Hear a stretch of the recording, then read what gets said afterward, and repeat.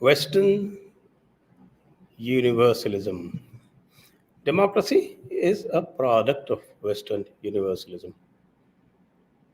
Oh, we have been questioning Western universalism for a very long time, but democracy seems to have become the same kind of hand down that the other Western values are. So we go deep into this discussion. The Western universal values, democracy, and all that comes with democracy, all those things. And we have Ruchir Sharma and Vibhuti Jha today. So let's go in after you subscribe. Right?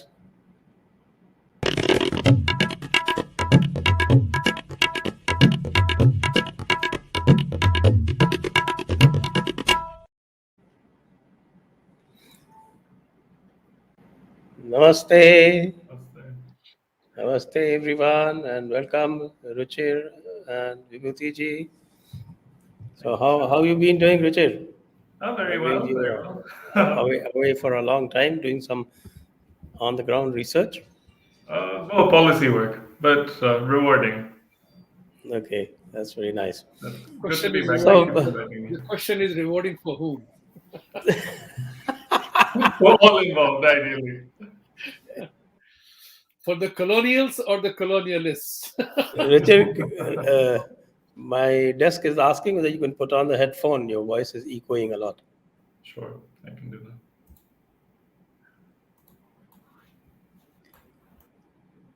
that. Vibhuti Ji, we are on that old question, I think, that we have discussed, but we've gotten Richard this time. He should be able to give us more valuable insight.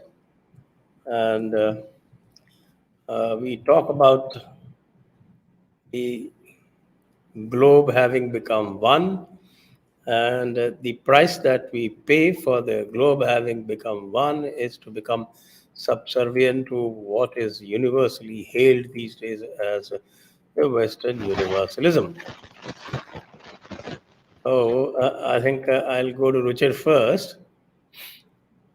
So this Western universalism, what do you make of it, Ruchir?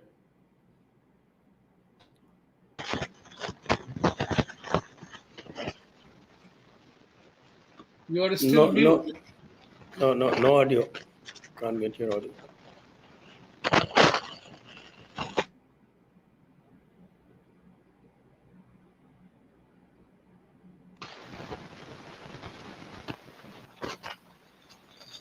No. Okay.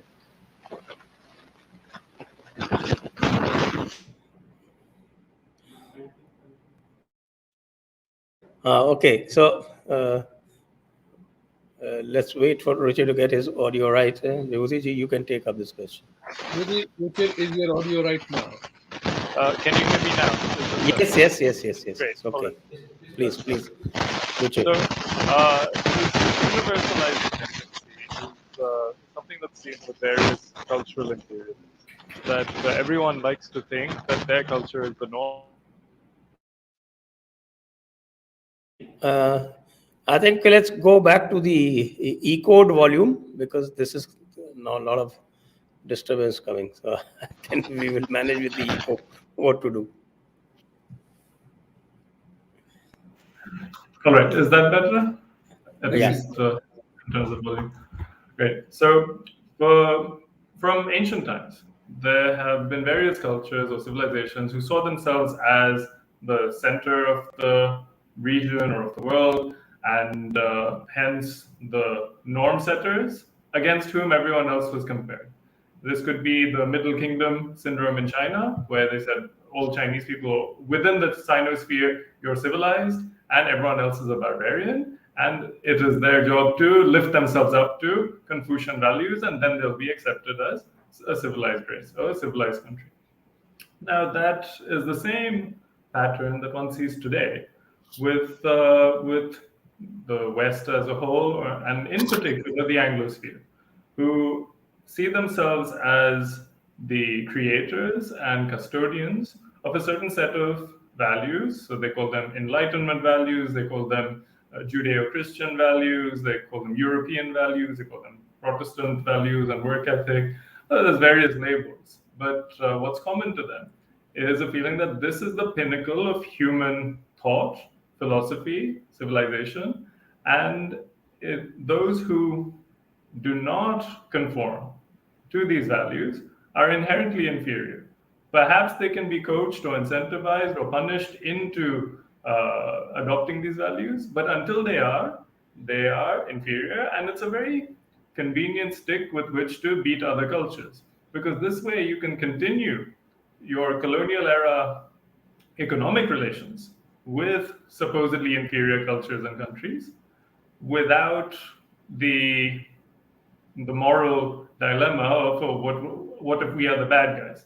Because you're spreading good things, you're spreading democracy, you're spreading human rights, you're spreading enlightenment values. How can we be the bad guys if we're spreading all of these to these ignorant savages? No different to how in the 1800s they used to justify colonialism, but they changed the messaging a little bit to make it more acceptable to themselves and to their public. Yes, Vibhuti Ji, we talk about the Western values of freedom, liberty, democracy, and what have you. But underneath that, if you trace it back to what he mentioned, what Richard mentioned as the Enlightenment value, which were essentially Judeo-Christian values, and also set in that same time concept and logic concept, we find that alongside the same liberation and freedom, there was that Canolian mindset which was born out of the Christian theology, essentially racist, and while being racist, also being religiously discriminatory. Discrimination on the basis of religion as well, treating non Christians as inferior by way of belief. In fact, it was for the first time that India saw discrimination on the basis of belief. And in spite of that, those Western values were hailed as superior, and not just hailed as superior. We find that the decolonized world actually simply embraced them. So, what an irony. Well, it is indeed an irony, and irony is also because of the fact that when you say that they hailed their values, they felt it that way. They hailed it. The fault lies with us that we gave into that. What prevents us from hailing our own Sanatan principles? Nothing. But we give in. To answer the question, the Indian democratic model is flawed based on Westminster model is obvious. It is not a fit for India in every sense of the term, because that model was developed for them, for themselves, to suit their purposes, cultural, sociological, psychological, anthropological. It was totally unsuited for India.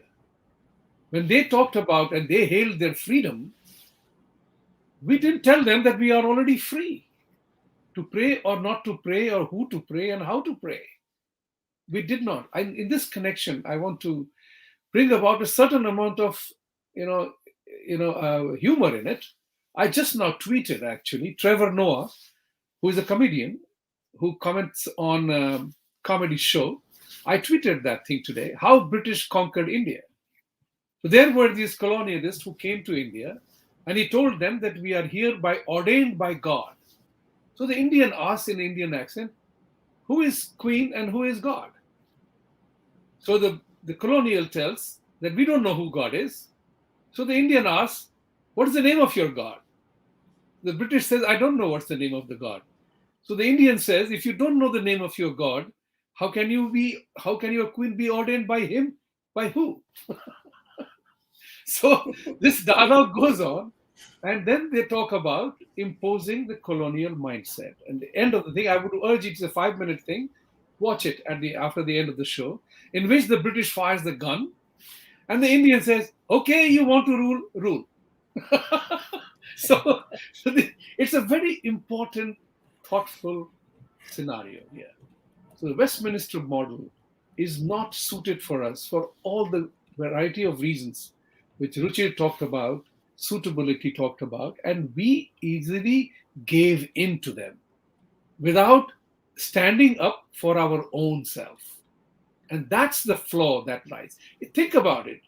You know, Vichar Vimash, and we can do the analysis of all the causes in the past. But let's take it to a new conversation today. What we do here most of the time is to make people think that how is it that the British model, I mean, let me also say one thing, take a quick diversion. I'm here to celebrate today on behalf of every Hindu and myself that Suhatro Putri became a Hindu in Indonesia. I think Sukarno Putri, not Sukarno Putri, sorry. Sukarno Putri embraced and returned. She did an authentic Ghar Wapsi, right? Where is celebration in India on that? There has to be. Jaipur Dialogue celebrated it. That's right. I know. I'm talking about India as a whole. There has to be. Prime Minister should be, Government of India should be congratulating. It's not death of Islam. It is the uprising of Hinduism. We have talked about it here many times. The time for Sanatan principles to arise is now. We must get rid of our colonial mindset where the colonial people came, told us, and we gave in. We never made a stand. So I'm taking the discussion forward from here. I'm not going to fall back into the history in analysis. बहुत हो गई analysis. अब हमें करना क्या है? Where we are coming from is no longer relevant. Where we are heading out to is important. And that's what I say is that no country in the world is more tolerating or accepting of anyone, any faith, any religion than we are. We are home to every persecuted religion in the world. Yet, isn't it ironical and sad that we are accused of being vicious with minorities? How bizarre is that? Why are we not able to stand up and say that these targeted killings of Hindus in Muslim countries and others are wrong? Why is it that we are having to define ourselves while the Islamist people led by US Congresswoman is talking about ban on global Islamophobia, which means bringing about global blasphemy laws that you can't question, you can't make inquiries. We have to think about in those fashions. Yes, democratic model of the Western democracy is not fit for us because we are far beyond that in sense of acceptance, living together, and everything else that is there. So I would put it this way, in one sentence, let's reject it. Let's make a stand. If Barbados or one of the countries in the Caribbean denounced that got over, our link with the Queen is over, what's holding us back? That's the point which I'm trying to say, is to make it relevant to today's conversation, is that we are under attack. Stalin, Vijayan, Jagan, Mamta, Arvind, Chadni, we are getting surrounded by people and faiths who are inimical to our interests because they know they fear us. They fear us because our values are authentic and genuine and most relevant in today's world. And the world, with the help of with our ally, is science and technology. Like Swami Chinmayananji told somebody, Hinduism is Sanatan because it is always evolving. We are not driven by a couple of couplets of a book. Okay, I put the same question to Richard slightly differently. We know what the Western universalism or the universal values are, and they seem to have operated very differently for the West and very differently for the colonized people. So, what is it that prevents us from taking cognizance of that and evolving our own models? So, unfortunately, a lot of people don't realize that much of this cultural imperialism is simply a tactic by which hegemonic powers, so superpowers or colonial powers, seek to preserve their power. And this is something that has affected Indian society for a long time. As far back as 120 years ago, you had people like Sri Aurobindo talking about this and mentioning how, to some people, they actually began to believe these colonial narratives that, oh, what a gift British rule has been to us. They have given us this modern form of administration. Thanks to them, we have this bureaucracy that keeps the country together. And this is something that I have a nice quote on hand from him. He said that in this country, there is a class of wise men who regard the rule of the British bureaucracy as a dispensation of providence, not only to create unity, but to preserve it. They therefore preach a gospel of faith in the foreigner, distrust of our countrymen, and acquiescence in alien rule as a godsend from on high and an indispensable condition for peace and prosperity.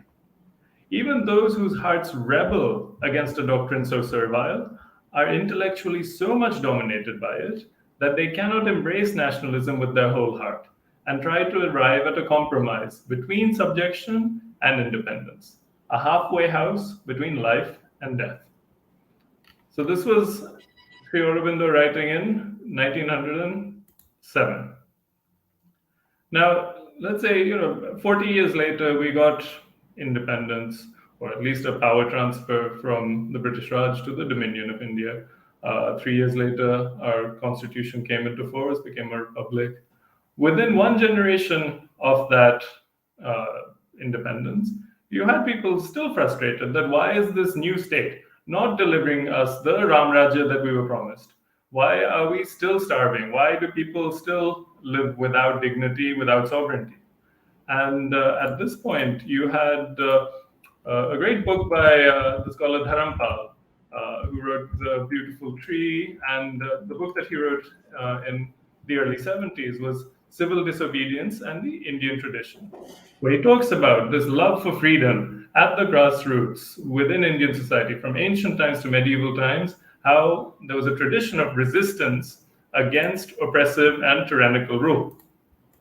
And in the foreword to this book, which was published and under the patronage of Jayaprakash Narayan, JP says, whether it was to assert the dignity of the state, or for the maintenance of public tranquility, or upholding those sentiments of respect which appeared so essential that the community should entertain the public authority, the traditional right of the people of peaceful resistance had to be given no quarter by the British. The reason Sri Dharampal gives, with which I am in agreement, is the feeling that the British rulers had of extreme insecurity. They could not feel safe until they had beaten the people into a state of unquestioning obedience. The ultimate sanction they relied upon to achieve this was military force. Thus was brought about the spiritual death of the people of this country. So if you look at all of our modern institutions, the ones that were supposedly supposed to look up to as the guardians of our republic, of our democracy, they were all designed in British times to degrade and demoralize the common people so they could no longer dream of taking power for themselves or demanding their rights be delivered to them. In ancient times, there was a social contract in India. It was the Raja Praja model, but still, that the king had a duty towards his subjects to deliver them rights, to deliver them peace, to deliver them justice, to deliver them victory. If you, as a subject, were denied your rights, you would appeal to the king to rectify that. Now, that relationship has been broken because this non-indigenous state, which has been imposed from above, not organically, not with the consent of the people, is designed to break the spirit of people. It's designed to ensure that they don't demand that their rights be delivered to them, that justice be delivered to them. So if you look at all of these institutions, the Indian police, the Indian courts, the Indian education system, when did they get created. They were created within 4 years of 1857, after the native uprising, as people from across the country of different backgrounds, for different reasons, all rose up against British rule, against Company Raj. Once that attempted war of free independence was crushed by the British, they transferred the administration of their colonial possessions from the East India Company to the British Crown. And the lesson they learned was, we should never allow a situation in which the common people can rise up, outnumber us, and inflict pain, inflict violence on us. It's our job as the superior race to beat them into line. And that is the origin of our court system, of our police system, of our education system. It was all created in that period of transition to the British Raj in order to create a passive and submissive native population. Yes, quite right. And if you go even to I just pose a supplementary to this. Even at a fundamental level, it doesn't work out because, as you said, the king had a duty towards the public, Raja had a duty towards the Praja. And even if you read the Chanakya Sutra, it very clearly says that the legitimacy of the king actually comes from the Praja. That Praja is the ultimate legitimizer of the rule of the king. And this is many thousands years ago. And we have also seen all through the rules of the princes, even during the British times, that the public in the princely states was much better off than the people who were directly ruled by the British in every sense. And you know that the most the HR index was the best in the princely states and not among the British provinces at the time of independence. I mean, you have the record for that. The best one of them, the Travancore, what is called the Mysore state, Baroda state, the Holkar state, they were compared to the British provinces, directly ruled British provinces, were sometimes 6 to 7 times better off. The incidence of taxes was always light whenever you had indigenous rule. And when you talk about this dharma, because Raja also had a dharma, the Praja also had a dharma, and the entire system and all relationships, the relationships within the Indian system were based on duties towards each other, and rights were conferred to them in order to perform their duties. And in the Western system, if you look at their system, the rights were actually, the original rights are the divine rights, and all other rights flow from them. In order to fulfill the divine rights, you get the other rights. And then, of course, after the entitlement values, you superficially you say that they promoted liberty, freedom, uh, individual rights, and all that. But if they were universal values, why would they not apply to the colonized? Simply because those values basically those values were actually to fulfill the divine right, first of the church, or rather, church as the agent of God, then the king as the agent of God, and then the state as the agent of God.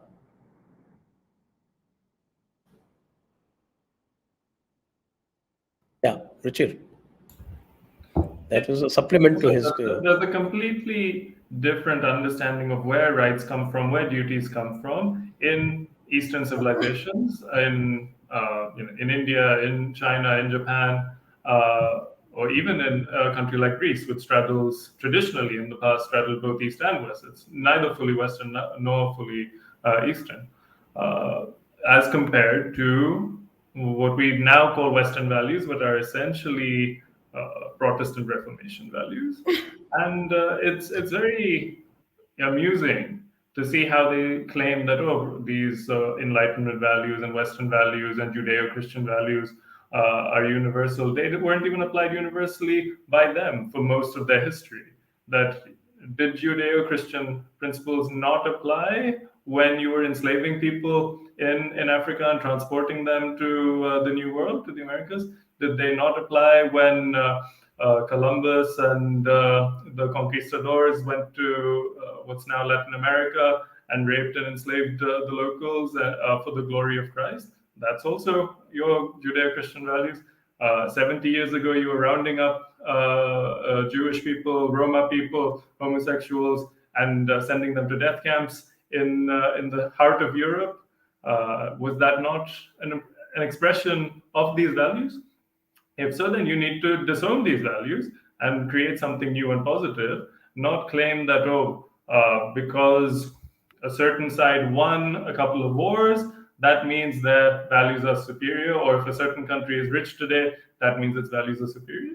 The values that it showed during its rise are very different to the ones that it expects of others. I would argue that these values are not even applied today within their countries. It's just weaponized in order to keep other countries in line. That is the US fully democratic? No, we've seen that with various obstacles to voting, with various gerrymandering, which creates constituencies based on the whims of the parties in power, with the extension of equal rights to all only taking place in the 60s. So it's very funny when countries that were not fully democratic until a couple of decades ago now act as the custodians of democracy or human rights, for that matter. Now, on the other hand, within India, we have had an organic tradition of grassroots understanding of political philosophy from ancient times. And it's not set in stone. That this is something that evolves with the times. That, again, Sri Aurobindo said, the one principle permanent at the base of construction throughout all the building and extension and rebuilding of the Indian polity was the principle of an organically self-determining communal life. Self-determining not only in the mass and by means of the machinery of the vote and the representative body erected on the surface, representative only of the political mind of a part of a nation, which is all that the modern system has been able to manage, but in every pulse of its life and in each separate member of its existence. The test of the Indian genius for socio-political construction lay in the successful application of its principle of a communal self-determined freedom and order to suit this growing development and new order of circumstances. So in the past, there's a rich tradition in India of monarchies, of empires, of noble republics, of janpads, of ganasanghas from ancient times. And even in more recent times, at the village level, there was still village democracy until it was dismantled by foreign rule.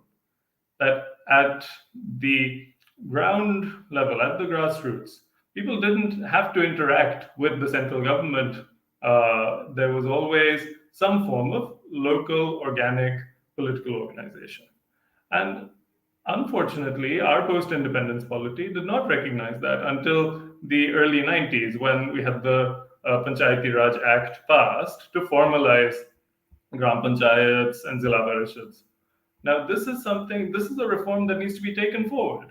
That a true democracy is one which represents and reflects the values of its citizens, not one that tries to degrade them or demoralize them or try to civilize them and force them to adapt to some principles that some founding fathers have deemed sacred. And this is unfortunately a symptom of the Americanization of elite Indian culture, where people start calling our let's say, first generation of post-independence leaders, the founding fathers of India, and they act like the Constitution is a holy book. The Constitution is not an original document. Most of it is taken from the Government of India Act 1935, which was an act of British Parliament, with some features borrowed from various other countries, so from the US or from Australia.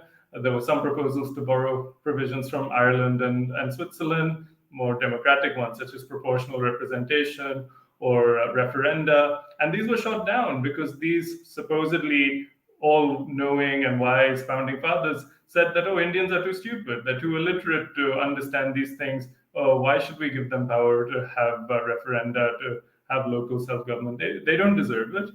That's something that advanced countries, that Western countries deserve. But that's a historically illiterate position, that it didn't matter that these countries were among the poorest in Europe during the 19th century. They still organized themselves into a polity that reflected their people and their values, because the state exists to be a vehicle for the aspirations of the people, not the other way around. The state doesn't exist to beat the people into being better citizens. Whether the citizens are good or bad, the state should reflect that. Whether you like the values of the people or not, doesn't matter. Their values should be reflected in the state. Vibhuti Ji, I think he said something very, very important right at the end, that whether people are good or bad, their value should be reflected. So, I would urge you to give your take. The greatest threat to our dharma is the belief that someone else will protect it. In the process, we forgot our own responsibility to preserve our religion and culture, values, and everything else. And Ruchir has elaborated on it very well, that how the colonial mindset made us who we are, regardless of the fact that we had all the values that the world today seeks to bring about. So think about it from that perspective. And today I'm going to urge all the viewers today to read three items that I'm trying to share with you. And Ruchir has already talked about Sri Aurobindo a lot. And you cannot help but marvel at the mind and the thoughts of Sri Aurobindo in his famous 1907 article, The Bourgeois and the Samurai. I urge each one of you today watching this, please read that. And at the end of the very first paragraph, Sri Aurobindo says, the solution to the problems of this kind, and it's relevant today, that's my word, the solution to the problems of this kind has to be sought in abstraction, not machinery, but in men. It is the spirit in man which molds his fate. It is the spirit of the nation which determines its history. We forgot that. We are each one of us here looking at a leader to solve our problems. And nobody is stepping forward. We forgot our individual role. So to that end, I will also urge everybody to please read Sri Aurobindo's India Reborn, that India's Rebirth. What a beautiful book it is. And as you read, you realize that where we missed out everything that he was talking about and he was calling upon to revive in us. And the third book, which I want everybody to consider, is a modern book, Israel's Story, the Start of Nation. That's not about its economic miracle, but the spirit of Israel that I loved in the book. Everything that has happened in Israel, whether developing water from developing the entire desalinization program, or designing or coming up with how to prevent blood clot in the event of a war or something like that, they have come up because of the spirit of the nation, every single individual. That's the point which I'm trying to urge everybody here today, is to read, acquire the knowledge, and move with your action. Ruchir is right. Isn't it the famous sentence? They say that in democracy, you get the government that you deserve. It is called the reflection of the people. So that's what is important, that we have to become better than what we are. Merely crying and wailing कि हमको उसने ये कर दिया is not the solution to the problem. So we have, for instance, today's India is being besieged. The people know that 10 गुंडे आएंगे एक गांव में, तलवार चलाएंगे और 100,000 हिंदू भागेंगे वहां से. मैं कहता हूं कि आप उठते क्यों नहीं हो? Why don't you arise and fight? Make those 10 people curse the day they took the decision to attack you. It is about making a stand and saying this far and no further. Our own teaching of Lakshman Rekha applies all over the place in India right now. We have to draw the line. There is nobody else is going to draw the line for us. We are going to be toyed around if we allow ourselves to be toyed around. That is the absolutely hardcore geopolitical reality. Define it in any which way, we get imposed. So think about it. We have talked about that. Western thought, Western thing, they hailed it, they brought it on. I had one experience of a PSU chairman. When I was sitting with him, he asked me, can you bring the best practices of industrial relations and personal policy from all over the world so that we can implement it here? And I said to him, we have our own ethos and our own cultural values. Why don't we teach the world our values? Why don't we develop our own IR policy and personal policy to suit our requirements? Why are we wearing a suit and tie? Because in our climatic condition, it's a totally misfit thing. But we imbibe that. So suit and Dilip Kumar ka gana hai na, Sala main to sahab ban gaya. Suit boot dekho, This is the mindset we have to get out of. I admire the South Indians in this regard. They wear their juba. They have not abandoned their juba, but we have given up our dhoti kurta, which was our original thing. The point of the matter is, I'm not saying that don't evolve. Some things change with the process of time. I'm perfectly for that. But what I'm saying is that you can do that without dropping our values, abandoning our values, and indiscriminately accepting what the Western theology is all about. And that is what annoys me. Whereas the West today wants to know about us, we are not in a position to tell them who we are and what we are. But I'm very happy to also share. Change is happening. I'm telling you, here is one important part. Reservation policy. 2 weeks ago, a school teacher from India was telling me that he is going to drum up money, $36,000 for a state university study for his son who got admitted there. He's one of those 55,000 children who will be coming to study here. He is a space scientist. He did not get admission in India despite having 85% plus marks because his seat went to somebody who was 40%. Here, look at the irony of it. The United States will be the beneficiary of a brighter mind at 85% marks in the space technology, and he will be forever grateful to US for giving him that opportunity. And US will benefit from the Indian mind that is coming here. Whereas India will have to live with a below average 40% student who will be the space mind of India. Think about it like this. Who is a winner? Who is a loser? If the political leadership and the social leadership and the society doesn't recognize this element, it's not the brain drain, it is the loss. The brain can go back, but for the moment, that young boy whose parents are going to, give $36,000 worth of money for him to study here, do you think he will ever be loyal to India? Because he, in his deep mind, will always say, India denied me the opportunity, and the West has given me the opportunity. We sold our assets at a deep discount, at a very high cost. This is what I want to say is that, we have to begin to embrace the reality that we cannot lose our talent.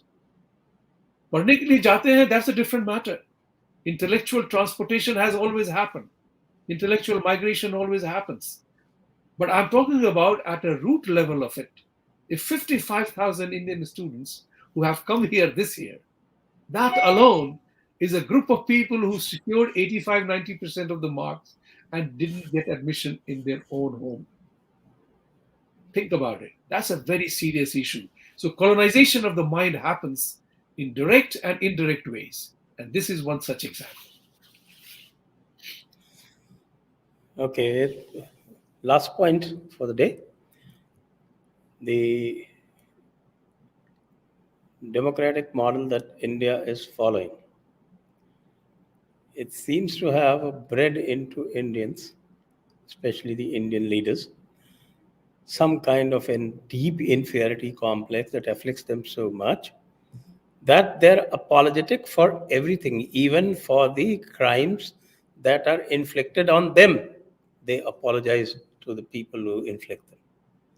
The situation is comes that kind of a pass.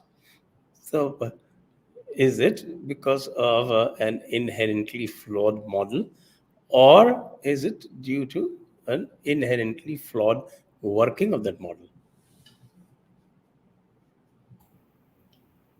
So it's a bit of both. This is a reflection of the state institutions. It's not by accident that our elites think this way or function this way.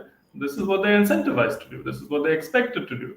The entire education system, the entire judiciary, police, and Westminster democracy model in India is an elite reproduction model that you want to generate as many brown Englishmen as you can, so that they can continue the management of these institutions that were inherited at the time of independence. Now, this brings me to another quote by J.P. Narayan from 1971. He talked exactly about this, that during the British period, the needs of imperialist rule dictated that Indians be pictured as an inferior people in respect to material, moral, and intellectual accomplishments.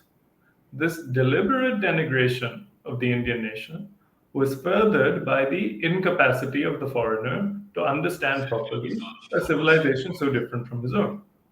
So, in course of time, as our political subjugation became complete, we happened to accept as real the distorted image of ourselves that we saw reflected in the mirror that the British held to us. After the first few years of euphoria since independence, a period of self-denigration set in, during which educated Indians, particularly those educated in the West, took the lead. Now, whether in the name of modernization, science, or technology, they ran down most, if not all things Indian. And we are not yet out of this period. Now, this is symptomatic that this is not a natural behavior, this is a learned behavior. That people go into the machine being proud of their culture, proud of their nation, proud of their family and their community, and they come out at the other end saying that, oh, no, everything Indian is bad, and we need, if only we acted more like the West, one day we could be rich like them, which is a trap. It's a development trap, it's a cultural trap, because there's no circumstance in which a former colony and one populated by non-white people will be accepted on the terms of equality by hegemonic powers. Their entire social and economic capital that they've accumulated today, their position in the world, is dependent on keeping other countries poor and chaotic. Otherwise, they don't have a lot of mineral wealth. They don't have any oil. They don't have even much of a manufacturing sector. Mostly they're service-based economies. And what do they service? They supervise international trade. They supervise international relations. And any change in that will be resisted by them. So they use all of these tactics. And now it's up to us to resist it, to recognize this and to resist it, and demand more of our state. That it's not enough that the state simply lets us survive, or that the state has survived since independence. It should be allowing us to thrive. The state should thrive, the citizens should thrive, because the state and the citizens should be one. There should be no differentiation between the two. The state should see itself in the citizens, and the citizens should see themselves in the state. And now the challenge for us is, over the next decades of the Indian Republic, where do we want our state to take us? Do we want it to just be the status quoist, patronage based state that uses government expenditure and government employment as a way to mollify the people, to keep them, just fed enough that they don't rebel? Or do we want it to be a vehicle towards a larger, shared, unifying goal? That in 2100, we want India to be in a certain position, economically, socially, geopolitically, and the state is the vehicle which will take you there. Now, we need to shape the state into a vehicle, into a platform for achieving our goals, not this UFO that hovers above us and that we look up to and are scared of. That we're scared to go to the police station, that we're scared to go to a court, we're scared to interact with a bureaucrat, because you know that they have all the power. Okay. So, Vibhuti Ji, last word to you. Where do we want to go as per the two paths shown by Ruchir?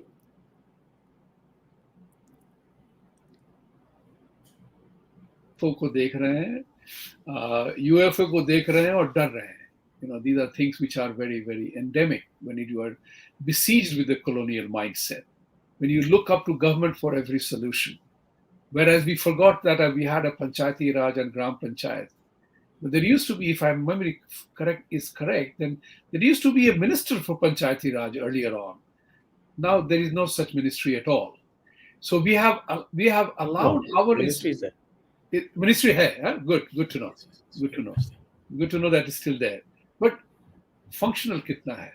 That's what is important. So, it's going back to the thing, it's important for us. We have to regain our roots. And for that, we have to go back to our basics of Bhagavad Gita. आपको तो Bhagavad Gita पूरा याद है, संजय जी. शायद आप chapter 18 का श्लोक जो है वो पढ़ के सुना ही दें आप. कि 5 pillars of success जो कृष्ण जी ने उनको बताया है, is all about defining the place of action, the performer, the various senses, endeavors, and then you leave it to me. That's what is important. Translated into modern language, it would be you have to build a platform. You have to build a team of individuals who are qualified to fight. Then you have to develop the means and tools, which is the various senses. And then you have to make the effort. Fal ki chinta mat karo, leave it to me.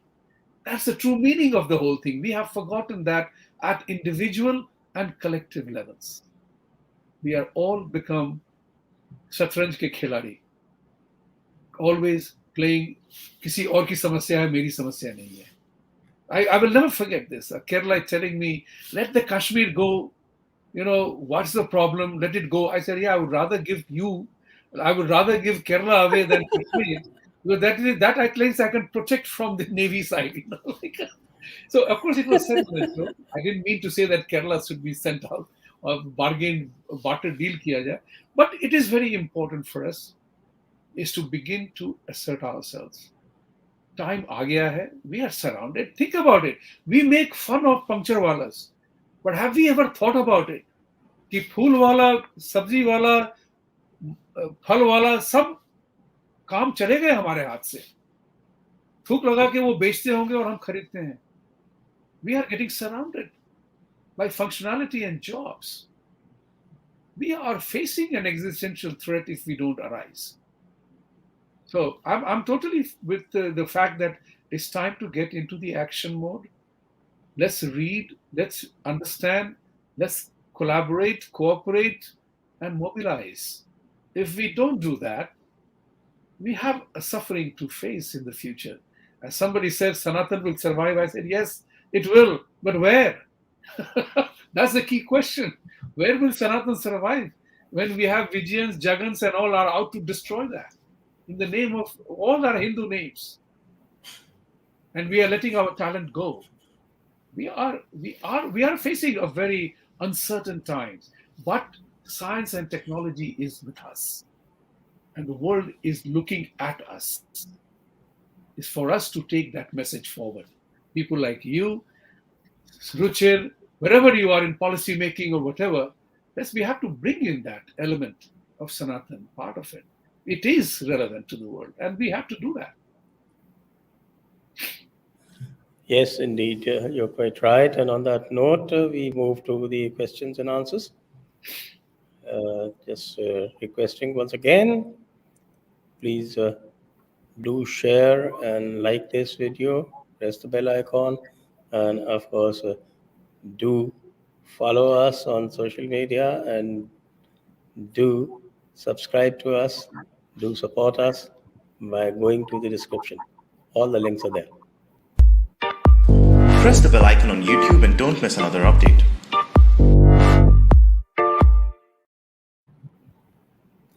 Oneness. With the Constitution not an original document and more like a Christian colonizing document, is there any draft available which is originally Indian?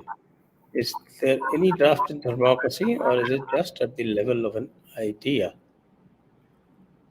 Well, Vibhuti Ji, democracy is something that you've been advocating, so question to you. Yeah, I mean, Can't hear you. okay. Every political system of governance has evolved over a time. There was a time when there was, monarchy. We were just now talking about the fact that people's lives were better under the king's rule or the princely states' rules, right? So maybe it's time to return to the princely rule states. Maybe not. We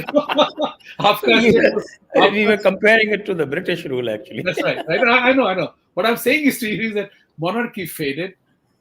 Communism is what it is. Socialism is what it is. Democracy is what it is. It's not working for us, for our reason. So when we talked about Ramaraj, the promise of Ramaraj not being fulfilled, it's time for us to give the world a democratic system based on Sanatan principles, which takes away majority of the negatives and attends to the negatives or challenges of the communities. So I would put it this way, that democracy, there is no document available, oneness. There is no document available, but we have the text available to us. We can translate it into a process of governance which existed in our villages. Even M.K. Gandhiji, he had told post-independence that Congress party must go back to working for the poor people and abandon its political ambitions. But the evil in the Congress did not allow them to do that. The power was too intoxicating, that to rule millions of people was a very simple proposition that they are all slaves anyway. So that's what is important, and that documentation has to be created. Thank you for asking.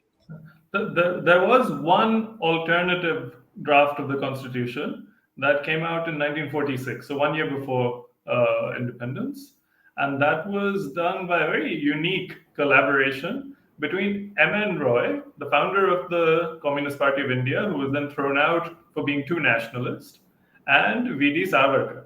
So M.N. Roy and Savarkar came together and collected a group of lawyers, of intellectuals, to draft their own model for an Indian republic post-independence, which is a very interesting document, and it's quite a reflection of its times. I wouldn't call it a democracy, but it still was quite different to the Nehruvian or Ambedkarite constitution that we got in 1950.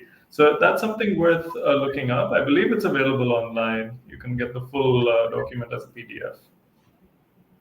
Yeah, okay. Yeah, that's right. They did frame that constitution. Deepak Singh, Sanjay Saji, Namaste. Isn't the Kattar Sanatani Hindu dictatorship is our only hope? But I have absolutely no example of any Kattar Sanatani Hindu dictatorship. Also, howsoever many kings and queens and whoever have ruled India, there hasn't been one Kattar Sanatani Hindu dictator. Only hope should we build Swatantrata Senani, Sanatani Sena, like Subhash Ji did. Yes, gentlemen. So, this reminds me of debates in the 1950s in France, when similarly France felt, so the French people felt that they reached the limits of parliamentary democracy, that it was not delivering them, post-war prosperity, the post-war prosperity that they craved. And that's when Charles de Gaulle created what's now called the Fifth Republic of France, which gave so many powers to the president that instead of being a parliamentary democracy or even a presidential democracy, people started calling it an elected monarchy. That France today is an elected monarchy because you vote for your king, and he, is the vessel into which the people channel their aspirations, and Parliament legislates. But this elected monarch, this president, sits with cabinet, sets policy, and steers the nation in a certain direction. And each French president since then has had a unique legacy. And it's about grandeur, it's about giving people that civilizational purpose that they crave. So in many countries, people want a Caesar, they want Samrat, they want a Chakravartin who will come and deliver them on their aspirations.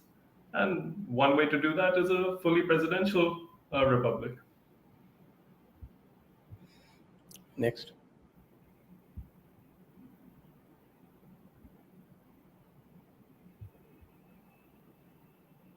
Krishna Rao, question to RS.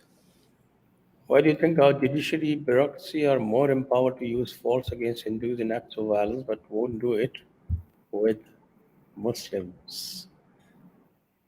That's a tactical issue on the ground. That enforcement of any law is very difficult if the people that you're seeking to enforce the law with do not recognize your authority or have parallel systems of social organization. Now, in many cases, I think the most famous case is that there was an arrest warrant for the Shahi Imam of the Jama Masjid in Old Delhi. Delhi police refused to serve that warrant for 7 years. And when the Supreme Court asked, why don't you go serve this warrant? Why don't you pick up this person, this absconder? They said, trying to serve warrants in this area would lead to a threat to communal harmony. Now, what does that mean? It means you're afraid that when the police go to serve the warrant, they won't come back alive because there's a parallel structure happening over there that has been created over there.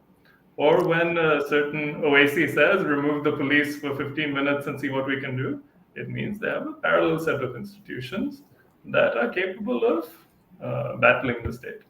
So it's not just that they won't do it with Muslims. In any area where there's a parallel state functioning, that can be through the church, that can be through these mafia don MLAs, that can be through other religious groups as well.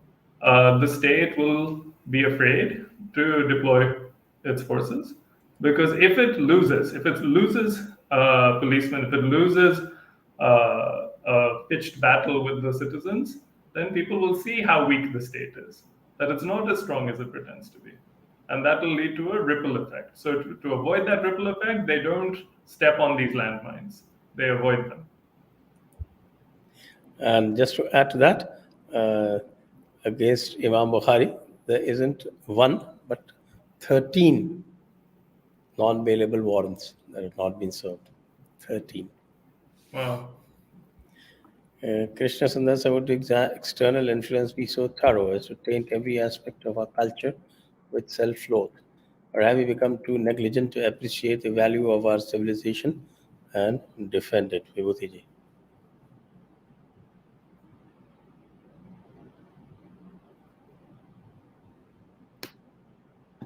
Yes, we have become negligent. We have become, benign kind of a thing. Chalta hai.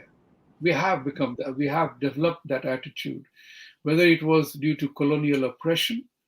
And as the saying goes, do watch that Trevor Noah thing. It's a pretty pointed thing. Humor, but truth. The moment the British guy fires the gun, the Indian guy says, okay, you run the place. It's that Palayanwad culture that we have, running away, is the cause of a lot of our undoing. That needs to change. So the external influence or catastrophe only will be as good as much you allow it to be. If you don't resist, for example, let's take that, the simple example.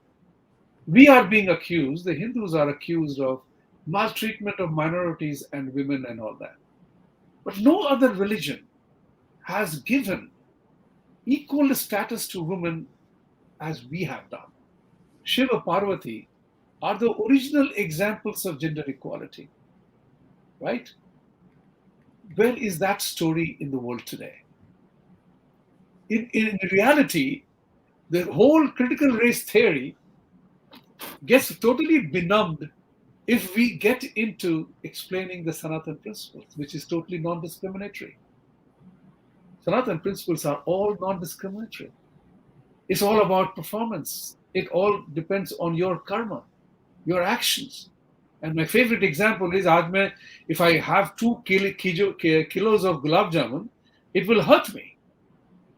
Though very sweet. So we have to recognize the values that have driven our system, and we don't talk about it. It's not about proselytization. It's also about propagating. If we don't tell the world what our values are, we end up embracing theirs because that seems convenient in that moment in time. So truth is hard. As the saying goes, the truth is always hurtful. It's very harsh.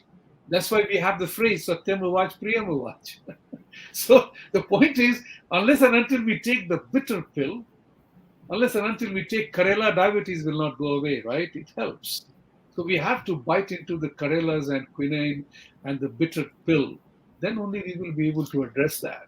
Yes, we gave in. More we gave in than they influenced. As simple as that. आज के तारीख में भी, चाहे कैराना हो या कश्मीर, 5 लाख कश्मीरी वहां से निकल गए साहब, एक ने भी आवाज नहीं उठाई, मार दी. And my American friends ask me, forget about those 500,000 in Kashmir. You mean to say your 80% of the Hindus in the rest of the country did not fight? That's our failing. So let's look at apne gireban mein jhanke pehle. Let's read Aurobindo. Let's read Startup Nation, how people have evolved and contested the evil attacks. Evil has to be met with. You can't just give it away. You can't just cave in. You cave in, you become homeless in your own home.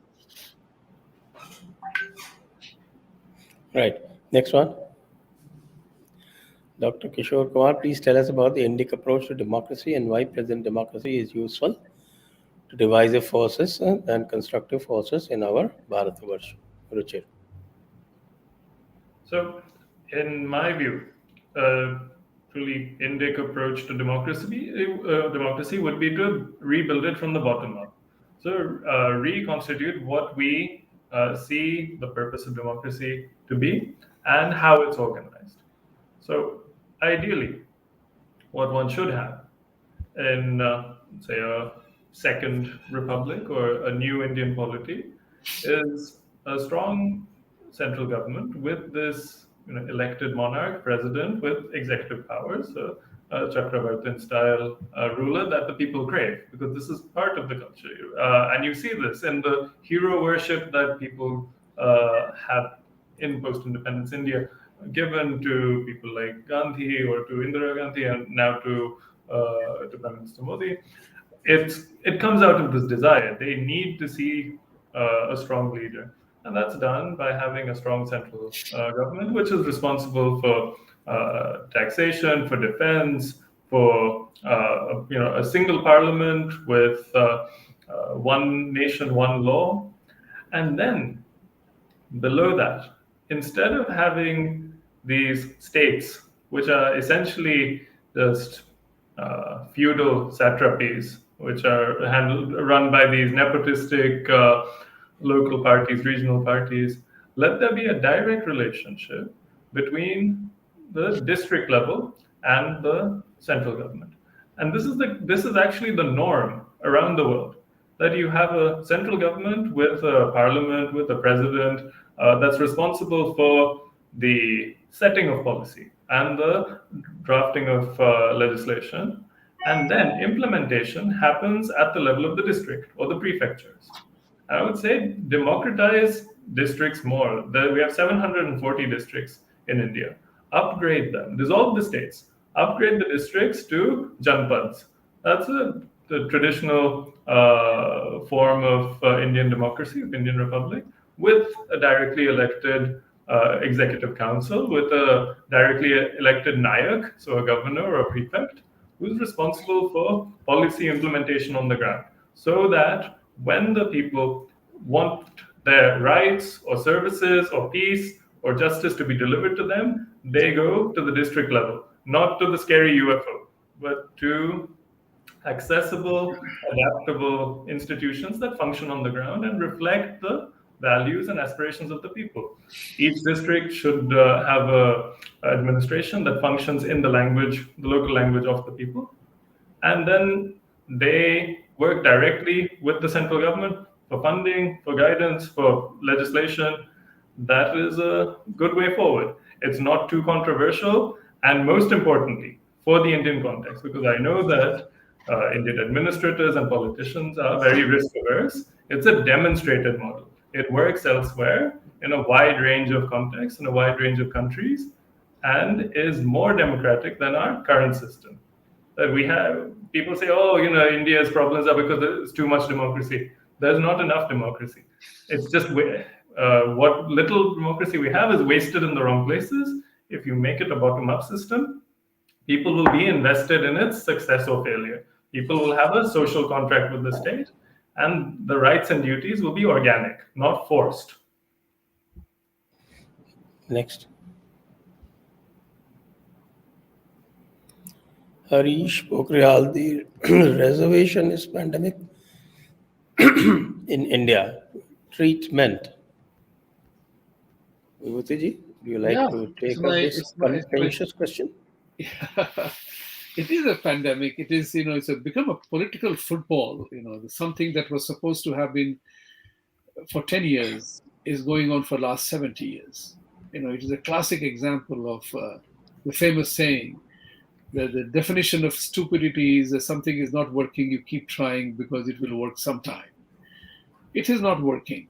It has created inefficiencies and sloth in the system. And not because of individual failure, because you did not fit people in the right places or the right people in the right places. So the only way to do that is to take the analogy from sports. Nobody wins a sporting medal based on reservation. It's pure performance. Whether you create a spacecraft, you win a football match or a cricket match, it's all about performance. Life is all about that. And you have one of the things which I will urge Indians is to get into sports, get into sports mind. That's so critical. If you don't get into a sports mind, you will never understand the value of performance. Sports recognizes that. There are only two areas in the world where we have come across in our work where people do their best. Is sports and armed forces. Where people train every day to be ready for that eventuality that they have to face. In the process, what happens is that you become coachable, you become a good learner, you stop sermonizing, you have to run a particular mile in certain time to save your little life, you do that. That's where the value of performance comes in. Olympians prepare for 4 years. Not a single Indian Olympian got up from bed and went to play in the Olympic Games. They prepared, they worked hard. I don't even know what caste they belong to, but they took part. And that's what the government needs to do. If Mr. Modi wants to be in the history of India as a true reformer, he would today abolish caste-based arakshan, where even Marathas are being tempted to become, the warriors are becoming a part of arakshan. This is such a shame of India. I hope the politicians realize this. Enough of political gamesmanship. It's time you made economic criterion as the sole basis of government benefits. And performance, India needs a performance-based culture instead of arakshan-based life. Okay, next. One is Sanjay ji, can JD take the initiative to make a draft constitution with the best of intellectual resources? It has. Well, we can attempt, but then that is the next level. Before that, we have to get our priorities, get a manifesto going, and only then we come to the constitution writing. Next.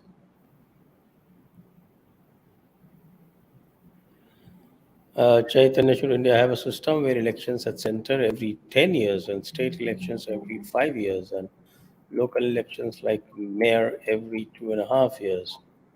And that'll all need discussions.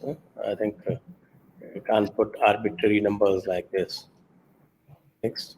Not a good idea. Worth considering. Yeah, 10 years is too long, though. I think 6 years in France itself, people get quite fed up. Yes. News India versus UAE under 23 AFC qualifier football matches going on. Score 0-0 now. Poor humble footballers are a lot better than rich woke cricketers. Okay. I am of the view that India needs to have, I earlier mentioned, a sporting nation. We are not a sporting nation. We are not a sportsman nation. We have a lot of parakram. We have history of wonderful warriors. I remember 1962 Asian Games in Tokyo. Chuni Goswami General saying Tyagarajan team won gold medal, beating South Korea. South Korea plays in the World Cup. We don't even qualify through the Asian leg, our subcontinent leg of the of the football challenges. What happened? I mean, look at this guy, Mohamed Salah from Egypt. Today, he's an icon of Liverpool football team. I'm a Manchester United guy, but I admire the performance. Mohamed Salah is Egyptian guy, not a very prosperous country. We say that हम गरीब country है तो sportsman नहीं बन सकते हैं. Sports बनने के लिए मेहनत करनी पड़ती है बहुत ज़्यादा, and that's where we are missing out on perhaps.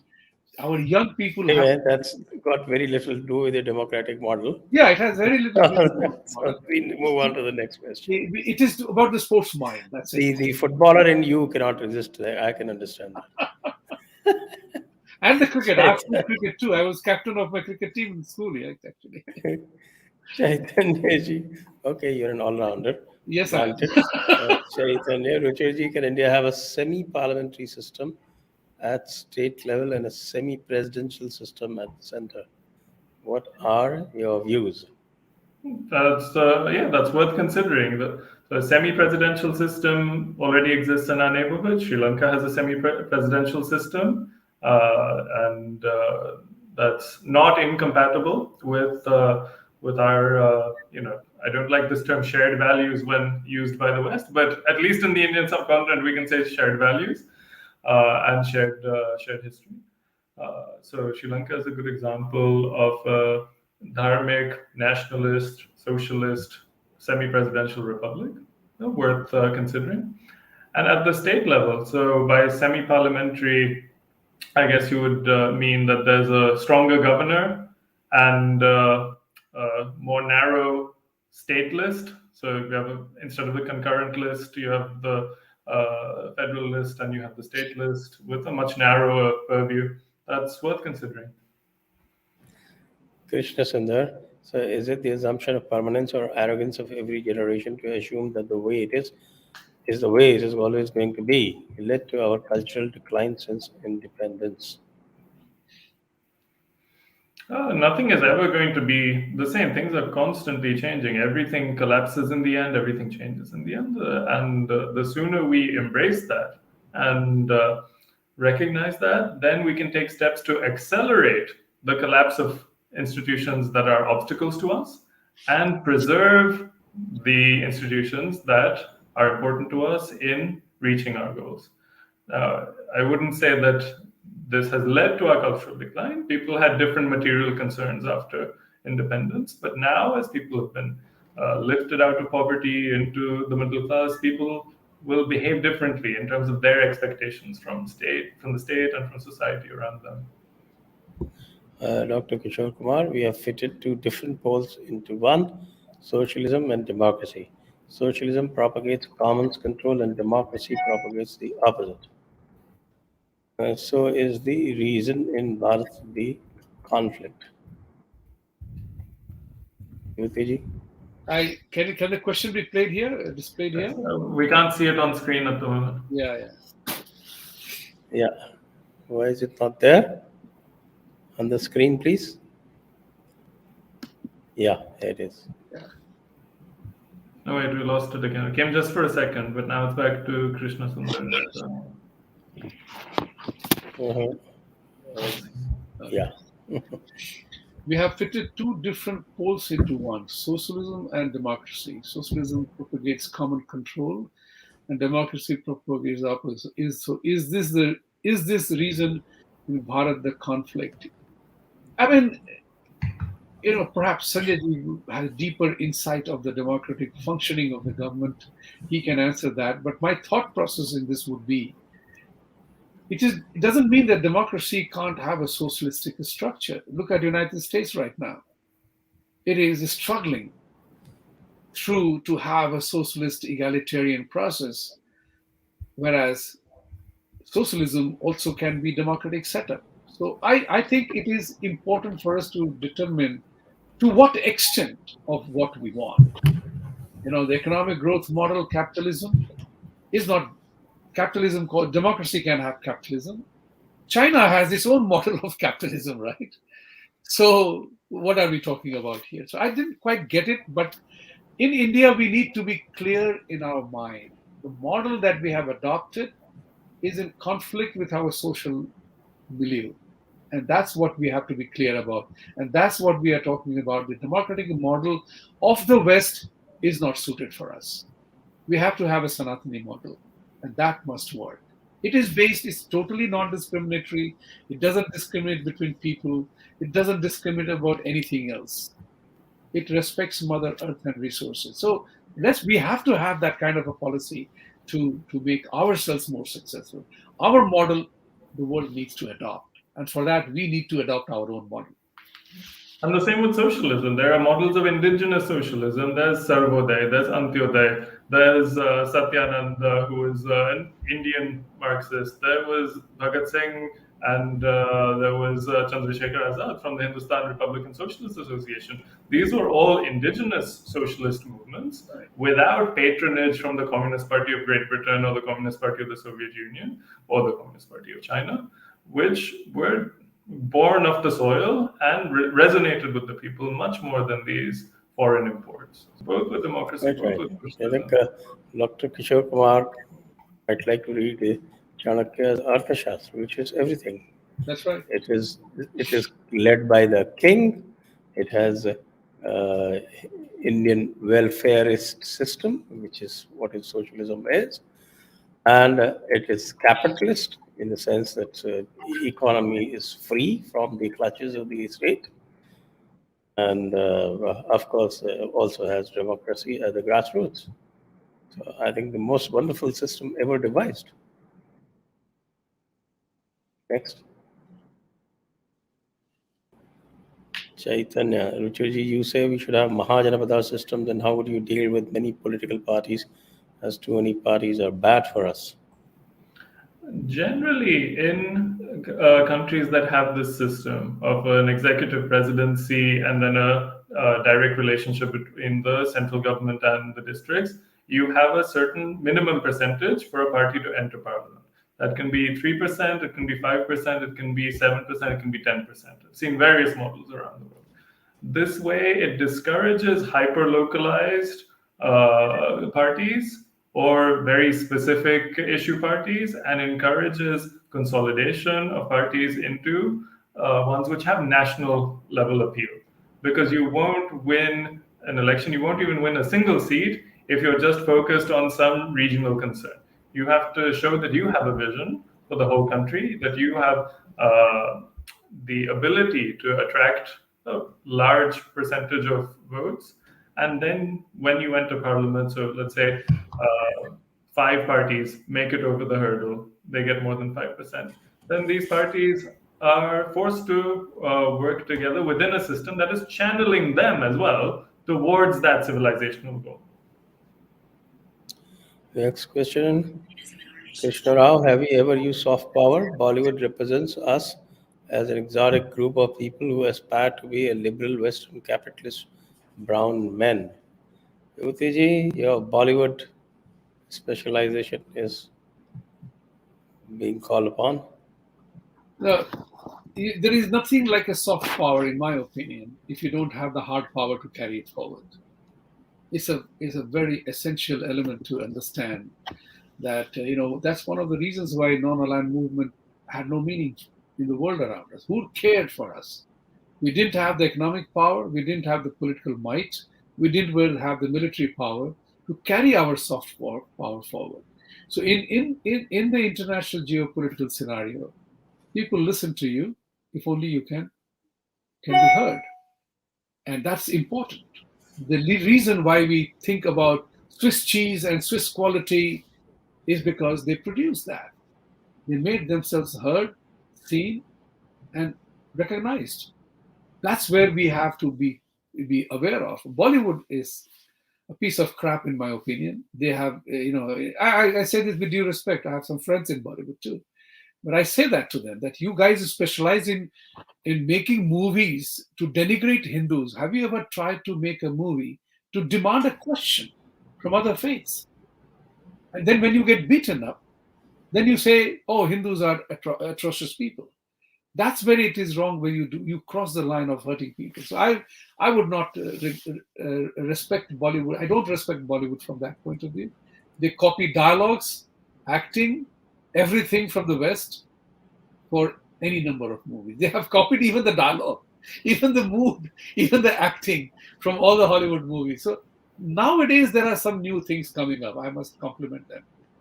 Nowadays there are some good movies coming up, but there also you see that the woke thing, anti-Hindu Oh, they are thing, facing a lot of difficulties with the yes, censors. they deserve it.